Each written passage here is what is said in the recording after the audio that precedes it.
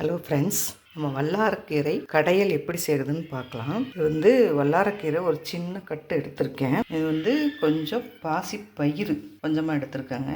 சின்ன தக்காளி 2 தக்காளி, 3 பல் பூண்டு கட் பண்ணி எடுத்து வச்சுருக்கேன். சின்ன வெங்காயம் 4, பெரிய வெங்காயம் அரை வெங்காயம், 2 பச்சை மிளகாய். இப்போ இது எல்லாத்தையுமே குக்கரில் ஆட் பண்ணிக்கலாங்க.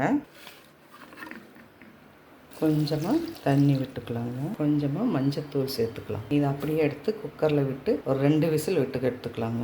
இப்போ நம்ம குக்கரில் வச்சது நல்லா வெந்து வந்துருச்சுங்க. இதை எடுத்து கடைஞ்சிக்கலாம். கடைஞ்சிட்டு தாளிப்பம் செஞ்சுக்கலாம். இப்போ பாருங்கள், வல்லாரக்கீரை கடையல் ரெடி ஆயிடுச்சு. கடைஞ்சி எடுத்தாச்சுங்க. இதுக்கு ஒரு தாளிப்பம் கொடுத்துடலாம். இன்னைக்கு கடுகு போட்டு கருவேப்பிலை போட்டுருக்கேங்க. இந்த தாளிப்பத்தை எடுத்து கடைசல்ல விட்டுக்கலாங்க. அவ்வளோதாங்க, வல்லாரக்கீரை கடையல் ரெடி ஆயிடுச்சுங்க. சூப்பராக இருக்குது.